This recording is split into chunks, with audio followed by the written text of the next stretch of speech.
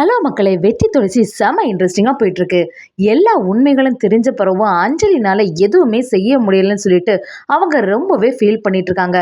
அது மட்டும் இல்லாமல் தன்னோட குடும்பத்தை போய் பார்க்கலான்னு போனால் மகேஷ் அஞ்சலியை அதுக்கும் விட மாதிரி இல்லை. இன்னொரு பக்கம் பார்த்தீங்கன்னா துளசியை நம்ம அஞ்சலிக்கு ஃபோன் பண்ணி, என்ன அஞ்சலி, உனக்காண்டி தான் எல்லாரும் வெயிட் பண்ணிட்டு இருக்கோம், நீ வந்த உடனே எல்லா சடங்குகளும் பண்ணலான்னு சொல்லிட்டு இருக்கோம் அப்படின்னு கேட்கவும் அதுக்கு அஞ்சலியும் ஏதோ சொல்லி சமாளிக்கிறாங்க.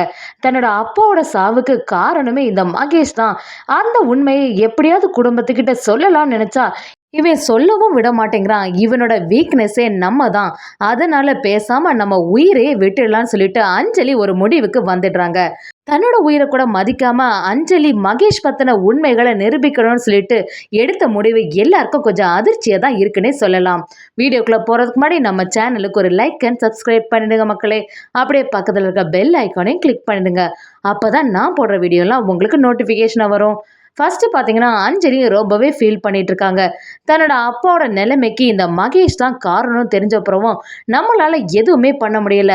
அது மட்டும் இல்லாம இந்த வீட்டுக்குள்ளேயே அவன் அடைச்சி வச்சிருக்கான் நம்மள அப்படின்னு சொல்லிட்டு ரொம்பவே அழ ஆரம்பிச்சிடுறாங்க.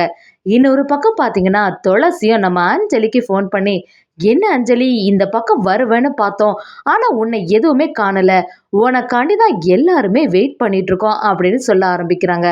அதுக்கு அஞ்சலியும், இல்லக்கா, எனக்கு கொஞ்ச நாளா வாமிட்டிங் இருக்குது, அதனால என்னால வர முடியுமான்னு தெரியலன்னு சொல்லவும் நம்ம லக்ஷ்மி அவங்கள்ட்ட இருந்து ஃபோன் வாங்கி, சரி அஞ்சலி, உன் உடம்ப பார்த்துக்கோன்னு சொல்லி சமாதானப்படுத்தி விடுறாங்க. அதே சமயத்துல லக்ஷ்மிக்கும் அந்த பூ பொட்டு எல்லாம் எடுத்துடணும்னு சொல்லி எல்லாரும் சுத்தி இருக்கவங்க அதுக்கு தயாராகிறாங்க. ஆனா இதெல்லாம் பார்த்துட்டு இருந்த முருகனுக்கு கொஞ்சம் கூட தாங்க முடியல. இந்த மாதிரிலாம் தன்னோட அம்மாவை பண்ணவே கூடாது, என்னோட அப்பா இன்னும் உயிரோட தான் இருக்காங்க அப்படிங்கிற மாதிரி முருகன் சொல்ற மாதிரி இருக்குது. அதே சமயத்துல நம்ம லக்ஷ்மியும் அழுதுகிட்டே இருக்காங்க. முருகன் எல்லாரையும் தடுத்து நிறுத்தி இந்த மாதிரி பண்ணாதுங்க அப்படின்னு சொல்லிட்டு அட்டூழியம் பண்ற மாதிரி இருக்குது. இதெல்லாம் பார்த்துட்டு இருந்த துளசியும் முருகன் என்ன சொல்ல வராங்கன்னு சுத்தி இருக்கவங்க எல்லார்கிட்டையும் புரிய வைக்க பாக்குறாங்க. என்னோட அம்மாவோட பூ பொட்டு எதுவுமே எடுக்கக்கூடாது, அவங்க இன்னும் சுமங்கலியா தான் இருக்கணும், இந்த மாதிரி பண்றது கொஞ்சம் கூட சரியில்லைன்னு சொல்லிட்டு முருகன் சொல்றாங்க.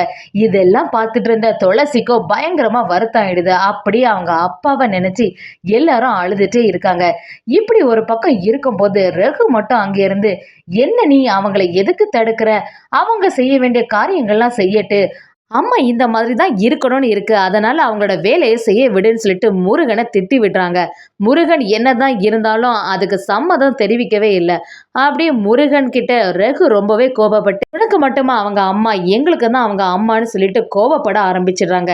இதெல்லாம் பார்த்துட்டு குழம்பி போன லக்ஷ்மியும் அப்படியே அழுதுட்டு இருக்கவும் முருகன் என்னதான் நடந்தாலும் இதை தடுத்து நிறுத்துவேன்னு சொல்ற மாதிரி இருக்குது. இன்னொரு பக்கம் அஞ்சலியும் பயங்கரமா வருத்தத்திலே இருக்காங்க. இன்னைக்கு இந்த குடும்பம் இப்படி ஆனதுக்கு காரணமே இந்த மகேஷ் தான்.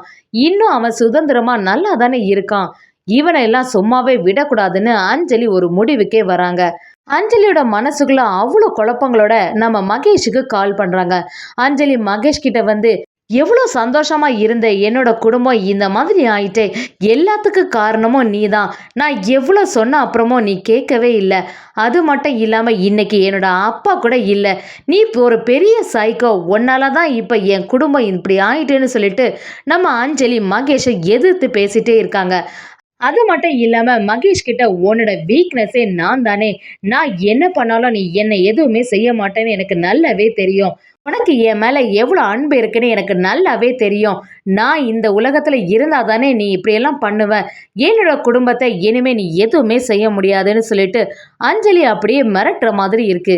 இதை கேட்ட மகேஷும், உன்னோட அப்பாவோட நிலைமைக்கு நான் காரணம் கிடையாது, அதை நம்பாத, நம்மளோட குழந்தை உன்னோட வயிற்றுல வளர்ந்துட்டு இருக்கு, அதனால எந்த தப்பான முடிவுமே எடுக்காதுன்னு சொல்லிட்டு மகேஷ் சொல்ற மாதிரி இருக்கு. இது எல்லாத்தையும் அஞ்சலி கேட்குற மாதிரி இல்லை.